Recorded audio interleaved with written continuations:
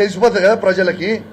ఇలా మేము కూడా అనొచ్చు కదా బండి సంజయ్ గారు, ఇలా తంబాకు తినుకుంటూ దాంట్లో డ్రగ్స్ మిక్స్ చేసుకొని తంబాకు తింటేనే మీకు ఎంటికలని ఊసిపోయిన సైడ్ ఎఫెక్ట్కి గుండు అందుకే అయినరని నేను కూడా అనుకుంటున్నాను. మరి మీకు కూడా డ్రగ్స్ టెస్ట్ ఇవ్వాలి, ఖచ్చితంగా ఇవ్వాలి బండి సంజయ్ గారు. మీకు కూడా ఇలా మాట్లాడుకునేది నోటికొచ్చినట్టు మీరు మాట్లాడితే నోటికొచ్చినట్టు మేము మాట్లాడలేమా? మాకు రాదా? మాకు చేత కాదా? ఇలా డ్రగ్స్ టెస్ట్కి రాని మరి సిద్ధంగా ఉన్నారు మేము కూడా. అసలు ఇలా టాపిక్ ఏంది కరీంనగర్ పట్టణంలో? ఇలా మీరు ఇలా సిగ్గుపడాలి బండి సంజయ్ గారు అని నేను అంటా ఉన్నాను. ఇలా ఏం మాట్లాడుతుంది బండి సంజయ్ గారు? మొన్న ప్రెస్ మీట్ పెట్టి మాట్లాడినప్పుడు ఏం మాట్లాడిండు? అసలు హోమ్ మినిస్టర్గా నాకేం సంబంధము? ఇవాళ ఇక్కడ ఉన్న కౌశిక్ రెడ్డి గారు ఏదేదో మాట్లాడిపోతుండు, బీఆర్ఎస్ పార్టీ బురద చల్లిపోతుంది. అంటే తెలంగాణ రాష్ట్రం అనేది భారతదేశంలో లేదా? తెలంగాణ రాష్ట్రం ఏమైనా శ్రీలంకలో ఉందా, బంగ్లాదేశ్ ఉందా, పాకిస్తాన్ ఉందా? ఏడున్న తెలంగాణ రాష్ట్రం భారతదేశంలో లేదా? ఈ భారతదేశానికి బండి సంజయ్ గారు హోమ్ మినిస్టర్ కాదా? సహాయశాఖ హోమ్ మినిస్టర్ కాదా? ఈ తెలంగాణలో ఈ బాధ్యత ఇలా కరీంనగర్ పట్టణంలో మీ ఆఫీస్ నుంచి కూతవేట దూరం నుంచి ఇలా ఇన్సిడెంట్ అయితే ఈ బండి సంజయ్ గారి బాధ్యత కాదా?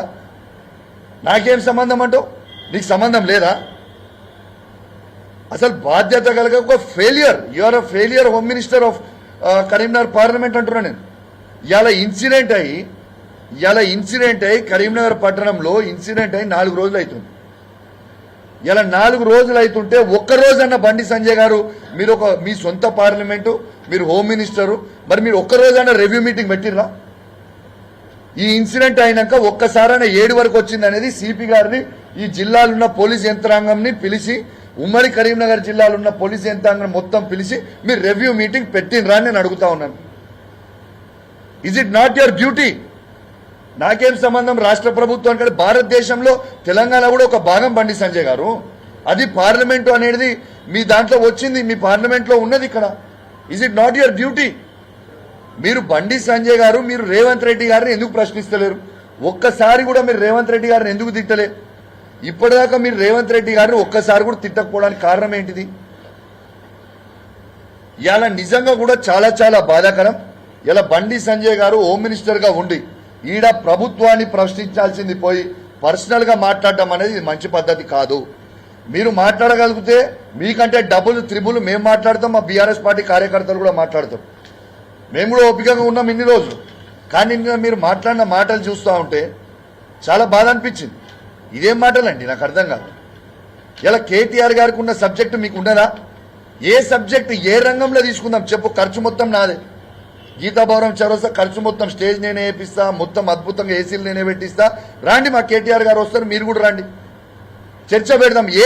మీరు ఏ సబ్జెక్టు కోరితే ఆ సబ్జెక్టు మీద మా కేటీఆర్ గారు, మీ సిస్టమ్ ఇరిగేషనా, సివిల్ సప్లయా, హోమా, లేకుంటే హెల్తా, ఎనీథింగ్ మ్యాన్, యూ ఛాలెంజ్. నేను సవాల్ విసురుతున్నాను కదా, రండి చర్చ పెట్టుకుందాం. అసలు ఇంకోటి కూడా చెప్తున్నా, ఇలా రేవంత్ రెడ్డి గారు బండి సంజయ్ గారు ఉన్న మ్యాచ్ ఫిక్సింగ్ మీకు చెప్తా ఉన్నా. ఇలా నిన్నదాకా మొన్న ఆర్టీసీ డ్రైవర్ గారు నర్సంపేటలో చనిపోయింది.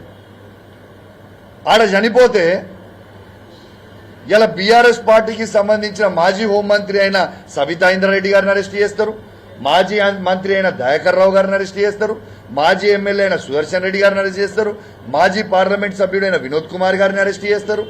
మరి బండి సంజయ్ గారిని ఎందుకు అరెస్ట్ చేయరు? బండి సంజయ్ గారికి పోలీస్ ఎస్కాట్లు, పైలట్లు ఇచ్చి మరి ఆడికి తీసుకుపోయారు.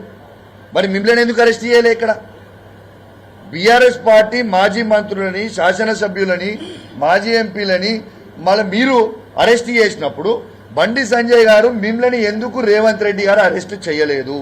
ఎందుకంటే క్లియర్గా తెలుసు, ఆడికి టీఆర్ఎస్ వాళ్ళు, బీఆర్ఎస్ పార్టీ వాళ్ళు ఆడికి పోతే ఆడ గొడవ అవుతుంది, ఆడ ప్రజలు స్వాగతం పలుకుతారు. బండి సంజయ్ గారు కాబట్టి, రేవంత్ రెడ్డి బండి సంజయ్ ఒకటే కాబట్టి ఆడ గొడవ కాదని తెలుసు కాబట్టి బండి సంజయ్ గారిని పైలట్ ఇచ్చి పంపించినా? మరి ఇది మ్యాచ్ ఫిక్సింగ్ కాదా? ఇది ఎగ్జాంపుల్ కాదా?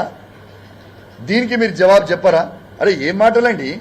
అసలు ఏం అభివృద్ధి చేసినావు? చలో నువ్వు అంటావా ఏం అభివృద్ధి చేసినావని? దాన్ని మేము కేటీఆర్ గారు వస్తారు కరీంనగర్ జిల్లాలో నీకు సంబంధించిన ఏర్ సెగ్మెంట్లలో బీఆర్ఎస్ పార్టీ కేసీఆర్ గారు ఏం అభివృద్ధి చేసినో మేము పెడతాము. నువ్వేం అభివృద్ధి చేసినావు నువ్వు పెట్టు కరీంనగర్ ప్రజల ముంగట. అది వేములవాడలో ఏం చేసినావో చెప్పు, మేమేం చేసినామో చెప్తాం. సిరిసిల్ల నువ్వేం చేసినావో చెప్పు, మేమేం చేసినామో చెప్తాం. కరీంనగర్లో నువ్వేం చేసినావో చెప్పు, మేమేం చేసినావో చెప్తాం. చొప్పదండిలో నువ్వేం చేసినావో చెప్పు, మేమేం చేసినావో చెప్తాం.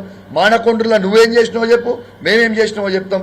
హుజరాబాద్లో నువ్వేం చేసినావో చెప్పు, మేమేం చేసినావో చెప్తాం. ఇలా మా హుస్నాబాద్లో నువ్వేం చేసినావో చెప్పు, మేమేమో చేసినావో చెప్తాం.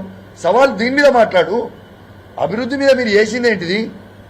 కానీ మీరు ఈ విధంగా కేటీఆర్ గారి మీద మాట్లాడడం చాలా చాలా బాధాకరం అనేది నేను తెలియజేస్తా ఉన్నాను. దీన్ని మాత్రం మేము తీవ్రంగా ఖండిస్తా ఉన్నాం. మీరు ఇదే విధంగా మీరు మాట్లాడితే మాత్రం ఇది ఇంకా రేపు మీరు ఈ విధంగా మాట్లాడితే మా బీఆర్ఎస్ పార్టీ కార్యకర్తలు కూడా ఇష్టం వచ్చినట్టు మాట్లాడతాము. మీరు గౌరవం ఇచ్చి మాట్లాడితే, రెస్పెక్ట్ ఇచ్చి మాట్లాడితే మేము రెస్పెక్ట్ ఇచ్చి మాట్లాడతాం. ఈడ కేటీఆర్ గారు వచ్చి ఇదే ప్లేస్లో ఇక్కడ కూర్చొని పరామర్శించి వాళ్ళకి ధైర్యం చెప్పి, కరీంనగర్ ప్రజలారా ఎవరు అధైర్యపడకండి, మీకు ఖచ్చితంగా మీ పక్షాన మేము ఉంటాము. ఇలా ఏందండి? ఇలా వాస్తవంగా నేను అడుగుతా ఉన్నాను. ఇలా ఇక్కడ కరీంనగర్లో ఉన్న సిపి గురించి, ఈ చాతగాని దద్దమ్మ ఈ సిపి ఇలా నిద్రమైన ఇలా గుర్రాల పండ్లు తోముతున్న ఈ సిపి ఏమి పీక్తున్నాడు అని నేను ఆనాడు అసెంబ్లీ సాక్షిగా సిపి గారి మీద నేను చెప్పింది వాస్తవం కాదా? ఇదే సిపి గారి మీద నేను చెప్పింది ఫ్యాక్ట్ కాదా? కరీంనగర్ ప్రజలు ఇబ్బంది పడతారు, లా అండ్ ఆర్డర్ అనేది తప్పుతా ఉంది అని నేను సిపి గారి గురించి అసెంబ్లీ సాక్షిగా కేసీఆర్ గారి నాయకత్వంలో నేను చెప్పింది వాస్తవం. ఇలా అయిందా కాలేదా? ఇలా ఆనాడు మీరు ఈ పోలీసింగ్ మీద ఏం నడుస్తుంది అని అప్రమత్తమై రేవంత్ రెడ్డి గారు తనే ముఖ్యమంత్రి ఉన్నాడు, హోమ్ మినిస్టర్గా ఉన్నాడు. ఇలా ఈడ కేవలం సిపి గారు జల్సాలు మాత్రమే చేస్తా ఉన్నాడు. ఈడ ఖచ్చితంగా ఈడ గాడి తప్పుతా ఉన్నదని నేను చెప్పింది వాస్తవం. ఇలా వాస్తవం కాలేదా? నెల రోజుల లోపలనే ఇలా ఏం చేస్తుండు సిపి అని నేను అడుగుతా ఉన్నాను. ఇలా 2 టౌన్ ఉన్న సిఏ గారు లా అండ్ ఆర్డర్ ఉన్నదా లేదా? ఏం చేస్తున్నారు? ఇప్పటిదాకా ఈ ప్రభుత్వము ఎందుకు వాళ్ళ నలుగురిని, ఆ దొంగలకు వచ్చిన 5గురిని మీరు ఎందుకు పట్టుకోలేదు? ఇలా కరీంనగర్ నుంచి ధర్మపురి వరకు పోయినాడు. ఇలా బైక్ మీద కరీంనగర్ నుంచి ధర్మపురి వరకు పోవాలంటే ఇలా తప్పకుండా ఇలా 2 గంటల టైం పడుతుంది. ఇలా ఇన్సిడెంట్ అయింది, మీ ప్రెస్ మిత్రులు అందరూ ఉన్నారు. ఇవాళ ఇన్సిడెంట్ అయింది 11 గంటల 11 నిమిషాలు అయితే గంట సేపటి వరకు సిపి గారు ఇన్సిడెంట్ స్పాట్ దగ్గర కూడా మీ ప్రెస్ మిత్రులు పోయే వరకు కూడా సిపి గారు రారా? ఇది వాస్తవమా కాదా? ఇలా కూతవేటి దూరంలో సిపి గారి ఆఫీస్ ఉంటుంది, కూతవేటి దూరంలో సిపి గారి ఇల్లు ఉంటుంది. ఇలా ఇన్సిడెంట్ అవుతుంది, ఇలా ఇన్సిడెంట్ అవుతుంది. ఎగ్జాక్ట్లీ సిగ్గుచేటు ఇలా ఈ ప్రభుత్వాన్ని సిపి గారు ఇలా కోర్టుకి ఆపోజిట్, ఎగ్జాక్ట్లీ ఆపోజిట్. యాక్చువల్గా ఆడ జడ్జి గారు ఉంటలేరు కానీ, లేకుండా జడ్జి గారి ఇల్లు ఫైరింగ్ అయిన జస్ట్ ఆపోజిట్ ఉన్నది జడ్జి గారి ఇల్లు. అది ఈజ్ ఇట్ నాట్ ట్రూ? ఇలా విఐపి జోన్ ఇది.